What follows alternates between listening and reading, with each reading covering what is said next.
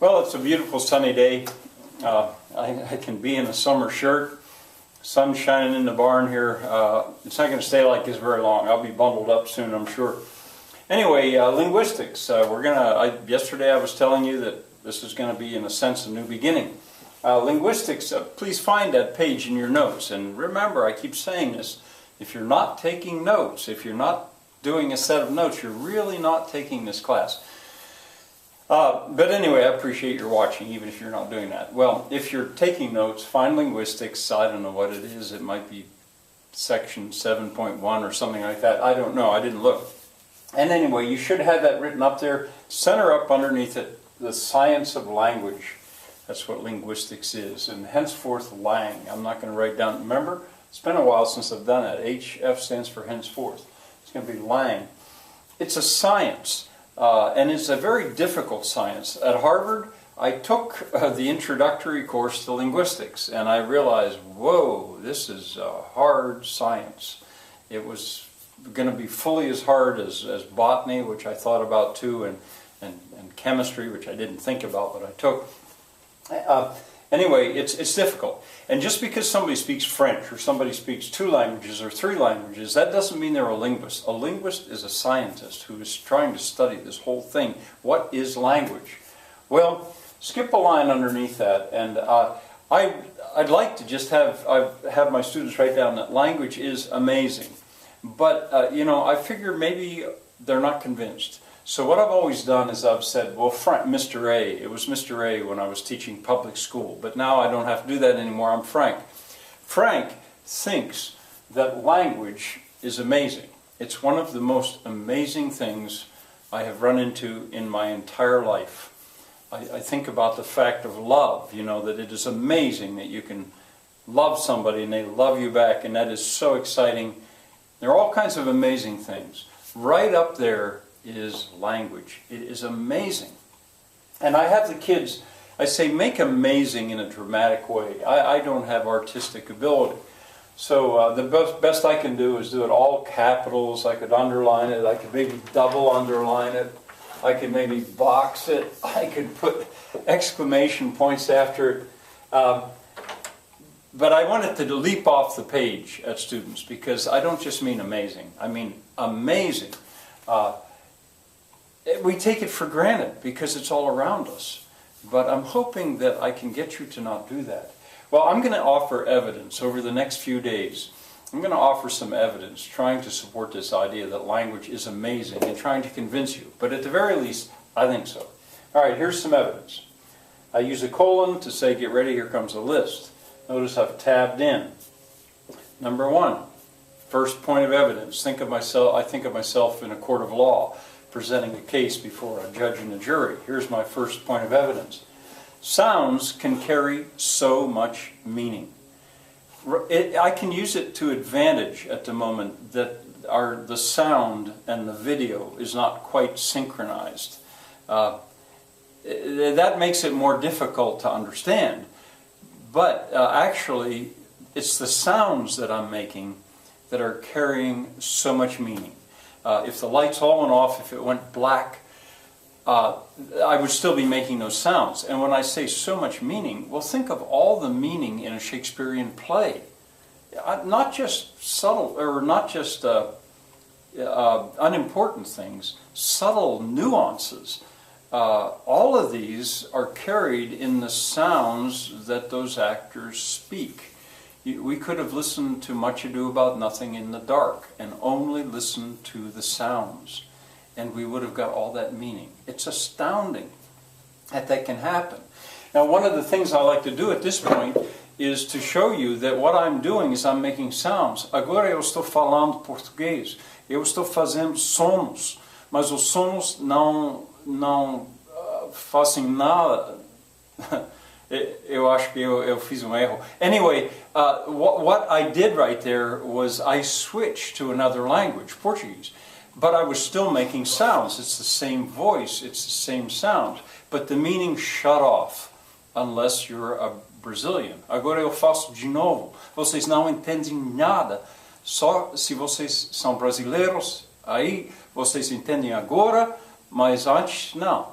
What I said was that, you see, now it's switched on again. The meaning is going out of my brain into your brain, but only when I'm using the language that you use.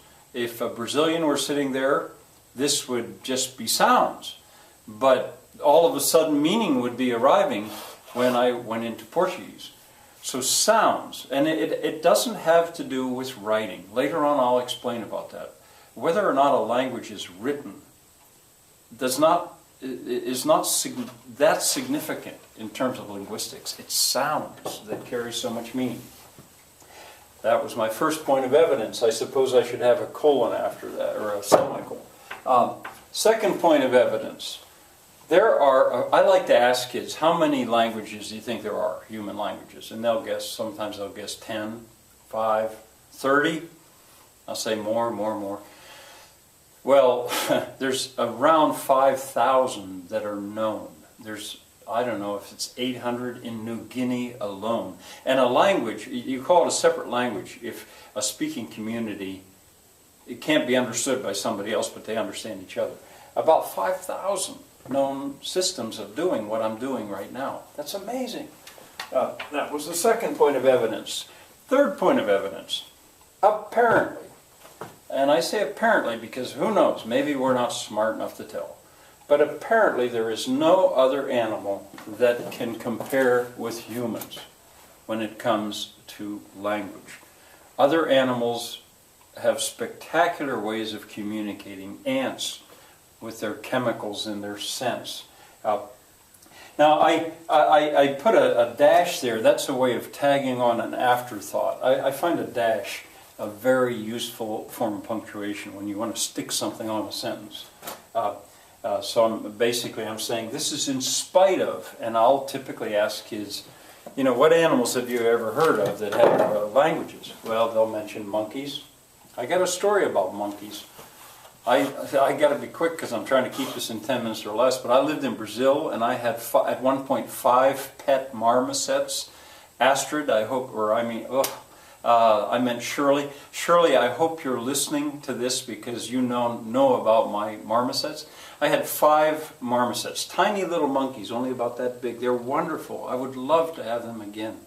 But there was a point where I think I might have been the world authority on marmoset language because I had 5 of them all in my house running in and out the windows, on the roof, wherever they wanted. They slept in a cage, tiny little ones. The first one I had was Mikaku. Macaco. No, that's what you say. Anyway, Mikoka, there it was. That was the name of him. I raised him. He was only that big. He hung on my hair for the first couple of weeks of his life because I fed him with an eyedropper, and I had him for about 10 years. Brought him back to the United States. But anyway, he was my favorite, Mikoka, which is a childish way of saying macaco in Portuguese. Little kids couldn't say macaco, so they say Mikoka, and that's what we called him. But anyway, I listened to the 5 of them chattering among themselves. And at one point, I knew that there were 18 different sounds that they made, all of which I understood. I understood what those sounds meant, and they were very distinct. But they were calls, they were cries. And you compare that with, say, human language, which seems to be able to create, well, it certainly can create sentences that have never been created before, endlessly. All the thought transferred in, say, a performance of Macbeth or Hamlet or any of them. It's astounding. There's no comparison.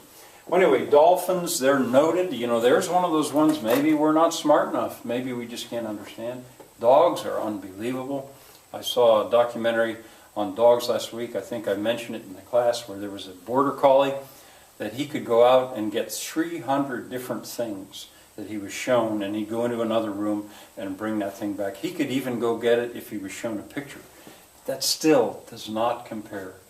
Whales. Whales have whale songs that humans simply could not do that. They can repeat a song that's something like 20 minutes long, has no repetition within it, and yet they can repeat the whole thing, I think. I mean, I'm winging this in a way. But anyway, the bottom line I'm trying to say is in spite of all this, Humans seem to be very special. Many people think it is the single thing that most distinguishes humans from other animals. To be continued.